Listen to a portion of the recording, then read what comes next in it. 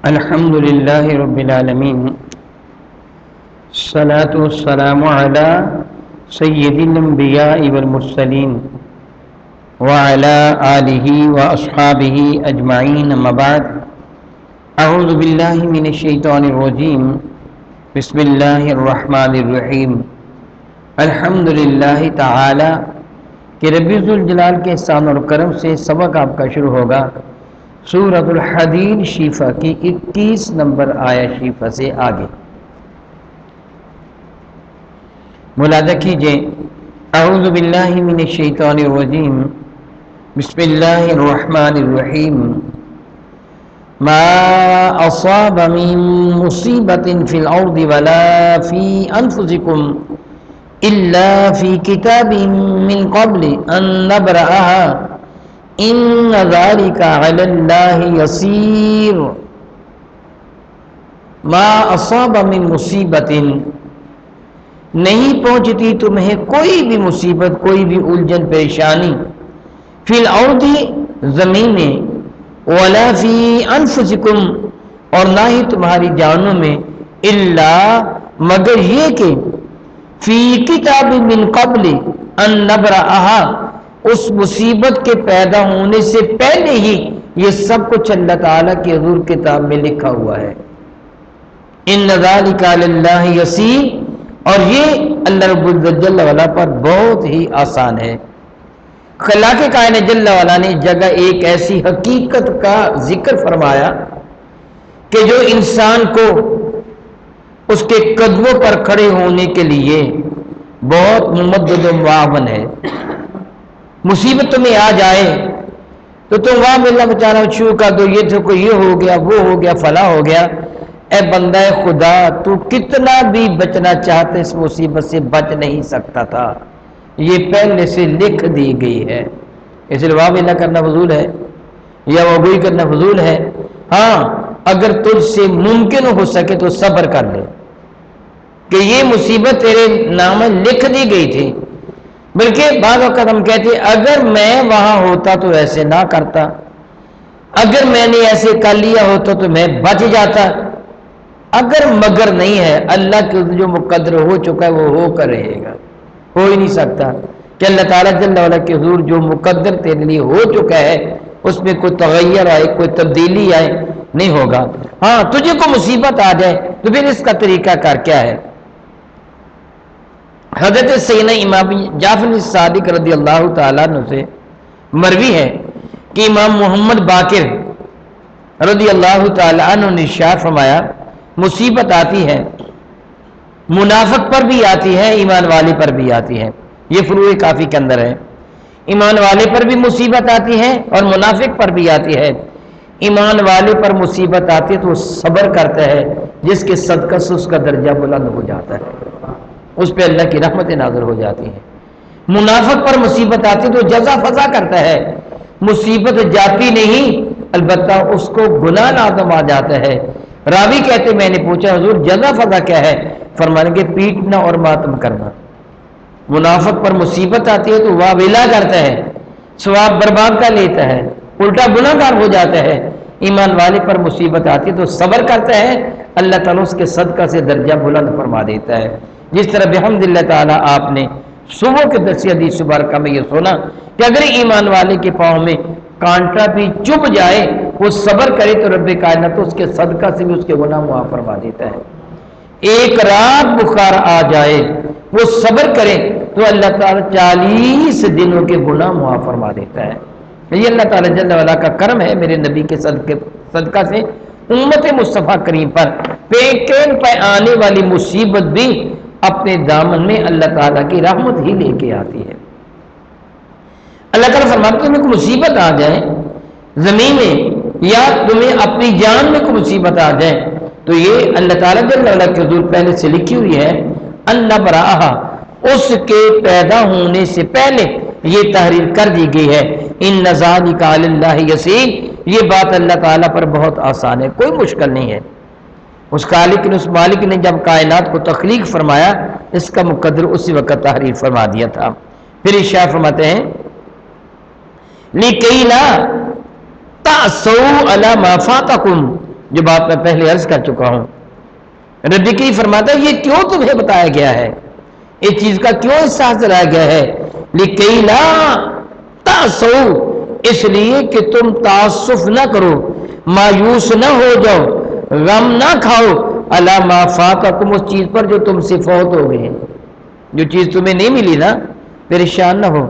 وہ تمہارے مقدر میں تھی ہی نہیں، ملتی کیسے؟ یعنی جو میں نے کہا نا کہ اپنے پاؤں پہ کھڑے ہونے کی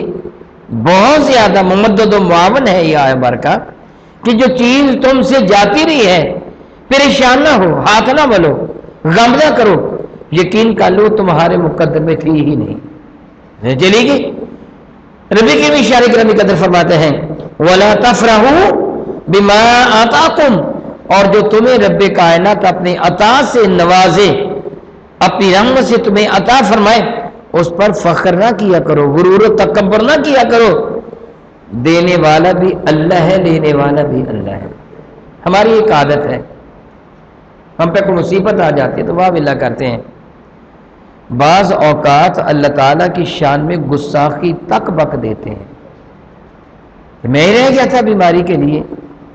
یہ بھی ہم کہتے ہیں، نماز بھی پڑھتے، یہ کیا وہ کیا، پھر بھی ہمیں بیمار کے بیمار۔ وہ لوگ ہیں جو مانتے نہیں اللہ تعالیٰ کو، اللہ تعالیٰ پھر ان کے لیے آسانی پیدا کرا ہے۔ وہ اللہ کے بندے، خبردار خبردار، ایسے جملے اپنی زبان سے نہ نکال، اپنے رب کو ناراض نہ کر، اس کی عطا پہ راضی رہ، اگر اس سے تجھے پریشانی دی ہے۔ حضرت محمود غزنوی رحمۃ اللہ تعالیٰ کے بارے میں معروف ہے آیات، ان کا غلام تھا، غلام بھی تھا، محبوب بھی تھا، اس کے ساتھ وہ پیار بھی فرماتے تھے، اور اس کی وفا کی وجہ سے، یہ نہیں کہ اس کا رنگ بہت اچھا تھا، خوبصورت ہے، یہ وہ نہیں، وفا کی وجہ سے، وفا کرنے والے سے محبت قدرتی طور پر پیدا ہو جاتی ہے، بلکہ رب کائنات بھی وفا کرنے والوں سے پیار فرماتا ہے۔ جو اللہ سے وفا کرتے ہیں نا، جو نبی سے وفا کرتے ہیں، اللہ بھی ان سے پیار فرماتا ہے۔ حضرت محمود غزنوی رحمۃ اللہ تعالیٰ کی خدمت میں کسی نے ککڑی پیش کی، یازی وہی موجود تھا، تو محمود غزنوی نے ایک کاش ککڑی کی کاٹ کر محمود کو دی، یہ کھا لو، خود کھانے سے پہلے محمود کو دے دی، نہ ایاز کو دے دی۔ ایاز مزے لے لے کر وہ پھانک کھا گیا، جب وہ کھا کے فارغ ہوا نا، اب محمود نے دوسری پھانک کھانے کے لیے جب وہ اپنے منہ میں رکھی تو اتنی کڑوی تھی کہ زبان پہ رکھی نہیں جا سکتی تھی، فوراً سے تھوک دیا۔ حیران ہو کر ایاز کی طرف دیکھا، کہنے لگا ایاز تجھے کڑوی نہیں لگی؟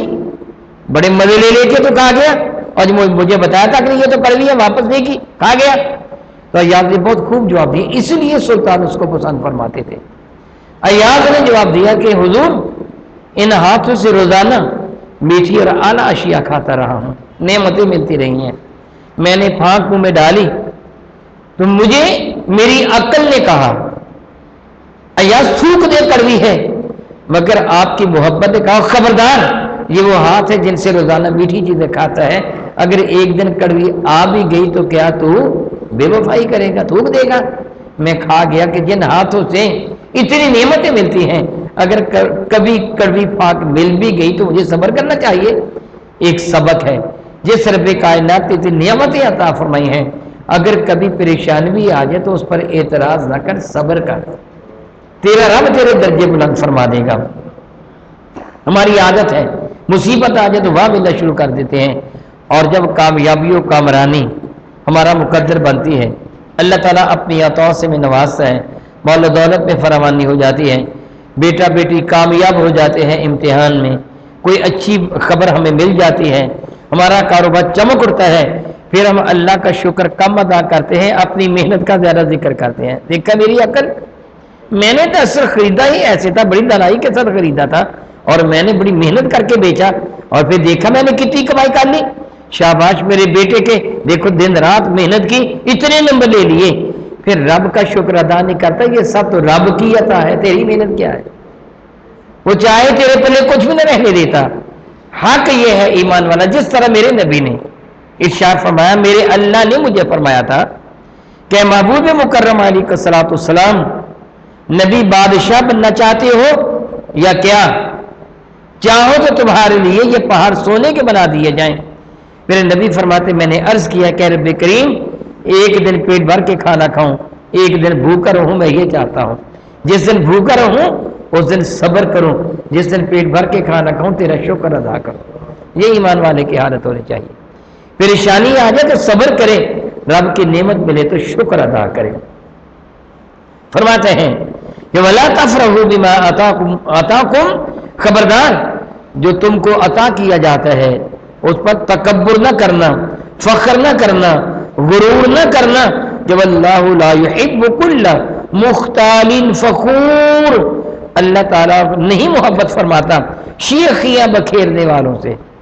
اور نہ محبت کرتا ہے تکبر کرنے والوں سے جو بڑائی مار اپنی بیان کرتے ہیں، دیکھا ہمارا کمال، ہم نے یہ کر کے رکھ دیا، وہ کر کے رکھ دیا۔ جو شیخیاں بکھیرنے والا مغرور ہوتا ہے اللہ تعالیٰ اس کو پسند فرماتا، اس سے محبت نہیں کرتا۔ جس سے محبت نہ ہو تو کیا ہوتا ہے بھلا؟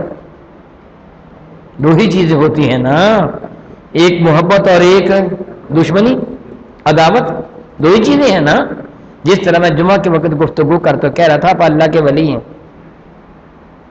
ولی کا معنی بمانی دوست، آپ اللہ کے دوست ہیں، اللہ کے دشمن نہیں ہیں۔ اللہ کے دشمن کون ہیں؟ کافر اور منافق، وہ اللہ کے دشمن ہیں۔ اللہ آپ سے پیار فرماتا ہے، اللہ ولی الذین آمنوا، اسی بنا پر اللہ تعالیٰ نے آپ کو ایمان کی دولت عطا فرمائی ہے۔ اسی طرح جو شیخیاں بکھیرنے والا متکبر ہے اللہ اس سے محبت نہیں فرماتا، پھر کیا فرماتے ہیں؟ اظہار ناراضگی فرماتا ہے، ناخوش ہوتا ہے۔ پھر جس سے اللہ خوش نہ ہوگا کیا اس پر رحمت نازل کرے گا؟ نہیں کرے گا۔ اس لیے ہمیں چاہیے کہ کبھی بھی کسی کام پر اپنی شیخیاں نہ بکھیریں، فخر نہ کریں، غرور و تکبر نہ کریں، بلکہ ان ساری چیزوں کو رب کائنات کی عطا سمجھیں کہ اللہ نے احسان کیا، ہمارے لیے راہیں آسان فرما دیں۔ رب کریم ارشاد فرماتے ہیں الذین یبخلون، وہ کون لوگ ہیں جو اترانے والے ہیں، شیخیاں بکھیرنے والے ہیں، وہ نابکار۔ الذین یبخلون، وہ لوگ جو بخل کرتے ہیں، اللہ کی راہ میں خرچ نہیں کرتے، خرچ کرنے والوں کو بھی روکتے ہیں۔ ایسے ہوتا ہے کہ نہیں ہوتا ہے؟ اگر آپ اللہ کی راہ میں خرچ کرتے ہیں اور خط وشی دلاتے کو خرچ کرتے ہیں تو کچھ روکنے والے ہیں، نہ خرچ کرو۔ کیوں خرچ کرتے ہو؟ وہ کچھ بخیل خود بھی ہیں، خرچ نہیں کرتے، اور جو خرچ کرنا چاہے اسے بھی اپنی تعین دانائی کے ساتھ سمجھانے کی کوشش کرتے ہیں، نہ سے بنتے ہیں۔ وہ اپنے بچوں کے لیے سنبھال کے رکھ، کیا ہے تجھے ہو گیا، جو آتا ہے اللہ کی راہ میں خرچ کیے جا رہا ہے، غریبوں کو بانٹے جا رہا ہے، تجھے اپنا خیال نہیں آتا؟ وہ تمہیں نصیحت کرتے ہیں۔ رب کی فرماتا ہے الذین، وہ لوگ جو یبخلون، وہ خود بخل کرتے ہیں، وَيَأْمُرُونَ النَّاسَ بِالْبُخْلِ، اور لوگوں کو بھی بخل کا حکم دیتے ہیں۔ وہ ارشاد فرماتا ہے یاد رکھو میں محتاج نہیں ہوں، تمہیں یہ دیا کس نے ہے مال؟ یہ زندگی کی بھی کس نے دی ہے؟ یہ صحت و تندرستی کس سے دی ہے؟ یہ اعضائے بدن، ہاتھ پاؤں منہ سر، یہ کس سے دیا ہے؟ تم محتاج ہو رب کائنات کو، اس نے دیا، چاہے تمہیں ہلاک کر دے۔ وہ تمہارے مال و دولت کا معاذ اللہ تعالیٰ سے معاذ اللہ تعالیٰ کو بھوکا ہے؟ وہ تو عطا کرنے والا ہے، وہ کو محتاج ہے، وہ تو غنی ہے۔ وَمَن يَتَوَلَّ، جو روگردانی کرتا ہے، نہیں مانتا ہے، میری راہ میں خرچ نہیں کرتا، محبوب بے پرواہ ہو جاؤ۔ فَإِنَّ اللَّهَ هُوَ الْغَنِيُّ الْحَمِيدُ، بے شک اللہ تعالیٰ جل وعلا بڑا ہی بے پرواہ ہے اور تعریف کیا گیا ہے، حمد کیا گیا ہے، سراہا گیا ہے، خوبیوں والا ہے، وہ محتاج نہیں ہے۔ یعنی اگر کوئی سیدھی سی بات ہے، اگر کوئی اللہ تعالیٰ کی راہ میں خرچ کرتا ہے تو کس پر احسان کرتا ہے بھلا؟ اپنے آپ پر کرتا ہے۔ اگر میں اس وقت خرچ کر رہا ہوں، اپنا علم، اپنا وقت، اپنی توانائی صرف کر رہا ہوں، میرے سامنے قرآن کی بھی کھلا پڑا ہے، میں آپ پر احسان نہیں کر رہا، احسان اپنے اوپر کر رہا، بلکہ مجھے اللہ تعالیٰ کا شکر ادا کرنا چاہیے، اللہ تعالیٰ کا شکر ادا کرنا چاہیے۔ اور اے میری کریم پروردگار میں تیرا شکر ادا کرتا ہوں، الحمدللہ ثم الحمدللہ ثم الحمدللہ۔ اگر تو مجھے علم کی بھیک عطا نہ فرماتا میں کبھی اس پاک کلام کی تفسیر لوگوں کے سامنے بیان نہ کر سکتا، یہ تیری عطا ہے نا، مجھے شکر کرنا چاہیے کہ اس نے مجھے توفیق عطا فرمائی ہے۔ اگر وہ توفیق عطا نہ فرماتا تو میں کوئی بھی نیکی کا عمل نہ کر سکتا تھا۔ اسی طرح اگر وہ آپ کو توفیق عطا نہ فرماتا، آپ اپنے وقت کی قربانی نہ دیتے، اس کی رحمت مانیے، اس کی عطا مانیے اور اس پر اس کا شکر ادا کیا کیجیے۔ رب کریم کا وعدہ ہے لئن شکرتم لازیدنکم، اگر میری میری نعمت کے ملنے پر تم میرا شکر ادا کرو گے، میں نعمت چھینوں گا نہیں بلکہ اس نعمت میں مزید اضافہ فرما دوں گا، مزید رحمت نازل فرما دوں گا۔ الحمدللہ تعالی ثم الحمدللہ تعالی، میں اور آپ سارے کے سارے اس اللہ کی حمد کرتے ہیں، اس کی حضور ہم شکر ادا کرتے ہیں کہ جس سے توفیق و ہمت عطا فرمائی ہم قرآن کریم کی تلاوت کرتے ہیں۔ دعا ہے کہ رب کائنات تو اس نعمت کو چھیننا نہ، ہمیں موت آئے تو تیرا ذکر کرتے ہوئے، کہ میرے نبی فرماتے ہیں شہادت سے بھی زیادہ اعلیٰ موت ایسی ہے کہ تیری زبان اللہ کے ذکر سے تر ہو جب تجھے موت آئے۔ کاش جب ہم مریں ہماری زبان اللہ اور اس کے رسول کے ذکر سے تر ہو، کلمہ طیبہ ہمارا مقدر بنے اور قیامت کے دن اٹھیں تو رب کریم کی رحمت ہماری